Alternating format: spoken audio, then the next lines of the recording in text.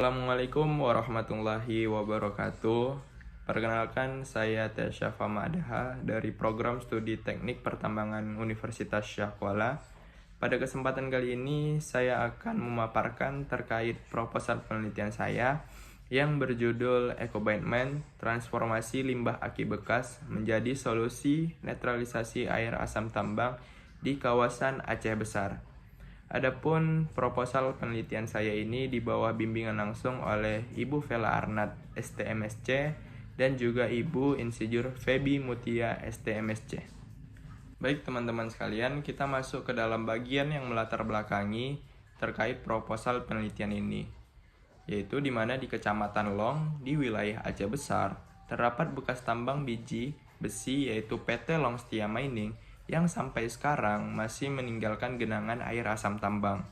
Air ini terlihat keruh, bersifat asam, dan berpotensi mengandung logam berat. Dari hasil pengukuran, beberapa titik menunjukkan pH antara 3,5 sampai 4,7, yang artinya pH ini jauh dari kondisi aman. Masalahnya, air tersebut masih digunakan sebagian warga untuk kebutuhan harian maupun pertanian. Selain itu, laporan dari tim MBKM USK juga menunjukkan tingkat TSS yang melebihi baku mutu.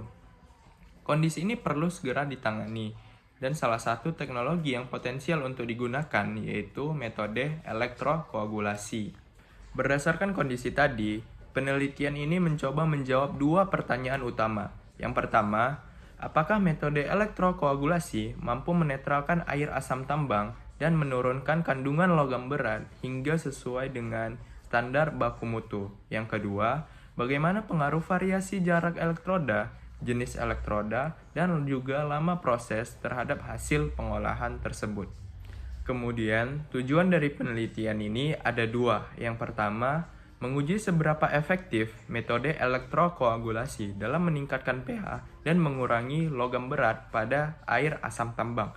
Yang kedua, menilai pengaruh parameter proses seperti jarak elektroda, jenis elektroda, dan waktu reaksi untuk mendapatkan kondisi operasi yang terbaik. Untuk menjaga fokus penelitian, ada beberapa batasan yang saya tetapkan. Yang pertama, air yang diuji hanya berasal dari wilayah PT Long Setia Mining. Yang kedua, metode yang digunakan murni ialah metode elektrokoagulasi. Yang ketiga, variasi yang diteliti hanya mencakup jarak elektroda, jenis elektroda, dan waktu proses. Yang keempat, parameter yang dianalisis adalah pH serta kandungan logam berat seperti Fe dan juga Cu. Dan yang terakhir ialah faktor-faktor eksternal seperti curah hujan atau aliran permukaan tidak dibahas lebih jauh. Baik, selanjutnya dilakukannya penelitian ini diharapkan memberikan kontribusi bagi pengelolaan lingkungan pertambangan melalui inovasi pengelolaan air asam tambang yang ramah lingkungan. Hasilnya dapat menjadi referensi teknis bagi industri pertambangan dan pemerintah dalam menetapkan kebijakan pengelolaan limbah cair tambang. Tidak hanya sampai di situ saja, secara teoritis, penelitian ini memperkaya kajian ilmiah mengenai penerapan metode elektrokoagulasi dalam menetralkan air asam tambang, menambah data empiris, serta mendukung pengembangan ilmu teknik lingkungan dan rekayasa pengelolaan limbah. Disusul juga secara praktis, hasil penelitian dapat dijadikan acuan oleh PT Long Setia Mining dan perusahaan sejenis untuk mengimplementasikan teknologi pengelolaan air asam tambang yang lebih efektif dan ekonomis. Selanjutnya, adapun landasan teori yang mendukung terkait penelitian ini sebagaimana yang telah diteliti sebelumnya oleh Yusran pada tahun 2009 yang menjelaskan terkait air asam tambang atau disingkat sebagai AAT ialah air yang terbentuk dari proses oksidasi mineral seperti pirit, di mana kandungan mineral dan adanya sulfat membuat tingkat keasaman air asam tambang ini semakin tinggi.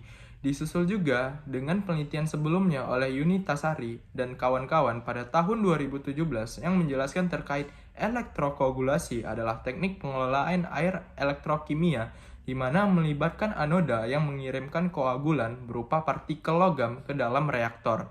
Di sini saya juga menampilkan standar kualitas air menurut Kepmen, PP, Permenkes, dan SNI yang menjadi acuan dalam penelitian ini, yang dimana sumbernya sendiri dari Menteri Kesehatan Republik Indonesia pada tahun 2017. Kemudian, studi kasus penelitian ini berlokasi di area PT Long Setia Mining di Kecamatan Long, wilayah Aceh Besar. Sementara, seluruh proses pengujian dilakukan di Laboratorium Pengolahan Bahan Galian Program Studi Teknik Pertambangan Universitas Syah Kuala. Dan juga perlu diketahui bahwasanya penelitian ini berlangsung selama 5 bulan, mulai Oktober hingga Februari tahun 2025. Sampel air asam tambang diambil langsung dari beberapa titik lokasi tambang, kemudian dianalisis di laboratorium. Data penelitian juga dilengkapi dengan data sekunder dari penelitian sebelumnya oleh tim tambang WSK yang membahas pH, kandungan logam, dan juga karakteristik air asam tambang itu sendiri. Adapun teknik akuisisi atau pengumpulan data pada penelitian ini mencakup data primer, di mana data yang diperoleh dari sampel air asam tambang yang diambil di lokasi operasional PT Long Setia Mining oleh tim tambang WSK. Volume sampel yang digunakan untuk analisis berjumlah sekitar 1.700 mili. Kemudian, adapun data sekunder meliputi data yang diperoleh dari hasil penelitian yang dilakukan oleh tim tambang WSK. Salah satunya adalah penelitian oleh Vienda pada tahun 2024 yang menguji pengaruh fly ash, bottom ash, dan komposisi lime terhadap tingkat pH. Serta penelitian perdana dan kawan-kawan pada tahun 2024 yang menganalisis tingkat pencemaran logam berat di PT Long Setia Mining. Selain itu, data juga diperoleh dari hasil dokumentasi lapangan yang dilakukan langsung oleh tim tambang WSK di lokasi operasional PT Long Setia Mining. Secara keseluruhan, alur penelitian dimulai dari tahap persiapan, pengambilan sampel, penentuan variasi elektrokoagulasi, pengujian pH dan logam berat, hingga analisis hasil menggunakan AAS. Semua proses dilakukan secara sistematis agar hasil yang diperoleh dapat dipercaya dan dapat dipertanggungjawabkan secara ilmiah. Demikian terkait pemaparan proposal penelitian saya. Terima kasih atas perhatian semua. Saya akhiri. Wabillahi taufiq wal hidayah. Assalamualaikum warahmatullahi wabarakatuh.